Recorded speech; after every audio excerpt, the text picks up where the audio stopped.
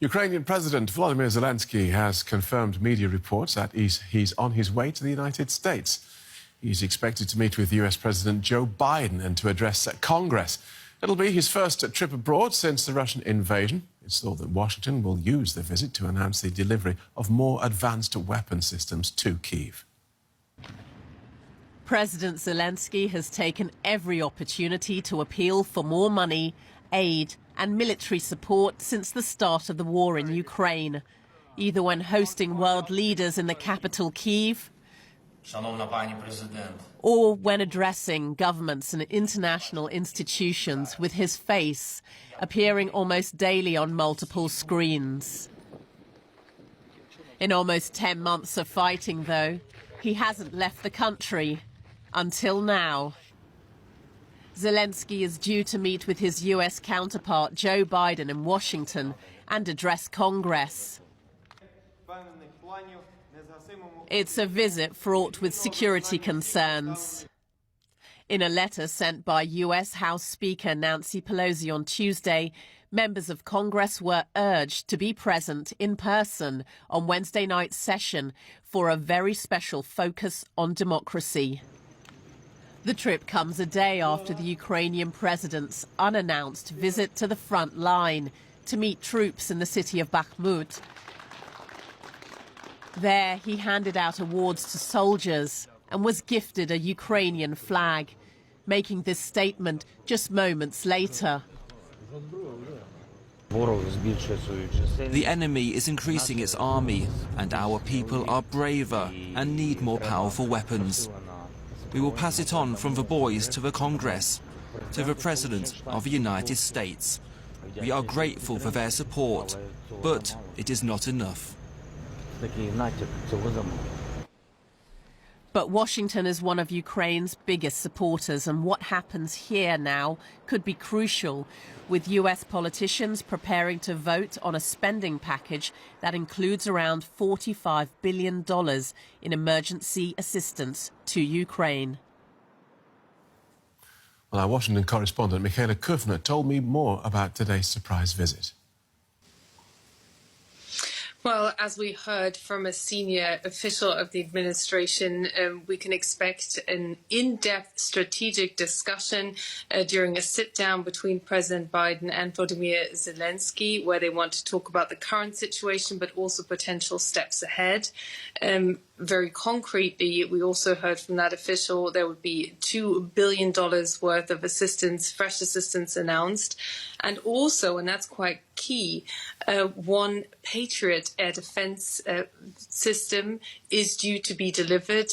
Ukrainian troops are due to be trained on that, and that is seen as a potential game changer, not just for the defense of Ukraine, who's been asking for this for a very long time, but also in relations with Russia, with there having been a pushback coming out of Moscow, a warning even not to use this Patriot system, which would become a legitimate target, the Russians say, and once again stresses that this is a proxy confrontation indeed with this modern system due to be used in the future. It's also seen as a show of solidarity and can also well be understood as a very much due thank you to the US public, which has already sent some $50 billion US dollars worth of assistance towards Ukraine, and is expected in this budget that's due to be decided on in Congress to do the same again. Yeah, great news for both leaders, I suppose, with the US being Ukraine's most important backer in this conflict.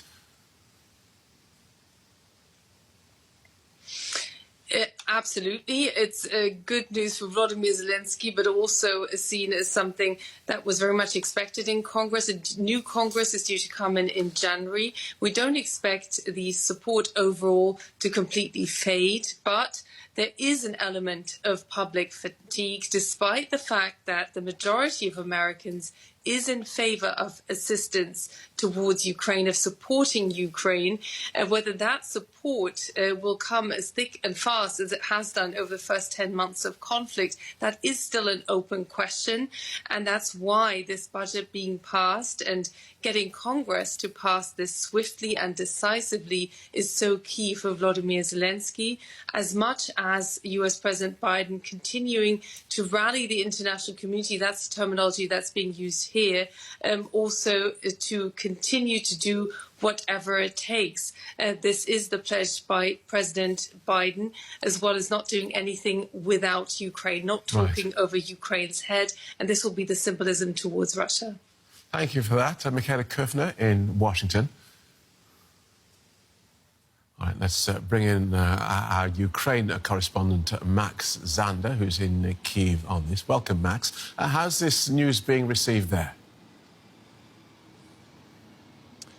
Yeah, Phil, of course, this is big news. The Ukrainian president leaving the country for the first time since the beginning of the war. And many here in Ukraine are waiting for more assistance, especially assistance in weapons deliveries from the West, and hoping that now this visit perhaps can help secure this now.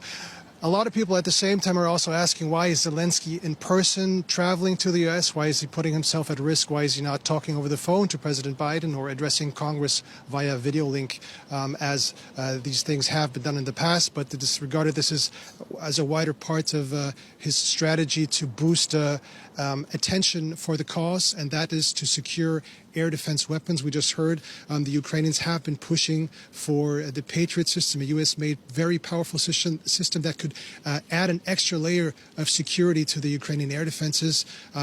As you know, the Ukrainian cities all over the country, not just Kyiv, but Odessa and all the other parts of the country have been heavily attacked by Russian rockets. And air defense is dire needed at the moment, and this is one of the hopes of that this might be an outcome of the trip.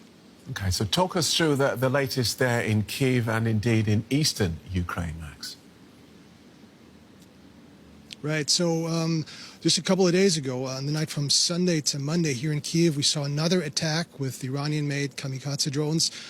Ever since, in the following days, the situation regarding the power outages, regarding the outages of centralized heating, seemed to have become more difficult. Russia is targeting the civilian infrastructure, as you know. And right now, if you walk the cities of Kyiv at night, the streets are only illuminated by the few cars that are still going, by pedestrians with their flashlights. You have 20, 30 floor buildings that are completely pitch black in the dark. So Kyiv at night really seems like a ghost town in some parts. If you look further east, there's still some fierce fighting going on along the front line. The Russians have been for weeks and months trying to take the town of Bakhmut. There's intense fighting going on. Russians and Ukrainians are engaging in trench warfare, in artillery duels. We visited the area and spoke to some soldiers there on the ground. They were telling us that Russians are sending their recently mobilized troops in waves to tire the Ukrainian defensive positions,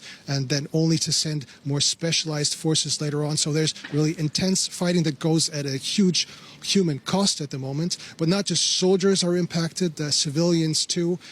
When we were there, we witnessed the aftermath of a missile attack on the city of Kramatorsk, and as hard that is, it was also incredible to witness how civilians are dealing with these kinds of attacks. There is quite some resilience there, I have to tell you. But see for yourself, we brought this report.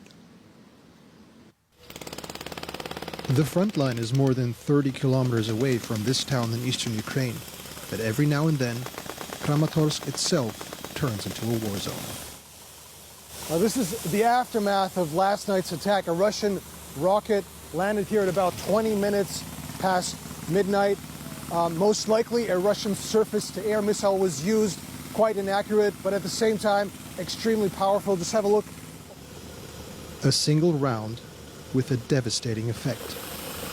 The blast wave took away the roof of the neighboring college and blew out every window in the vicinity.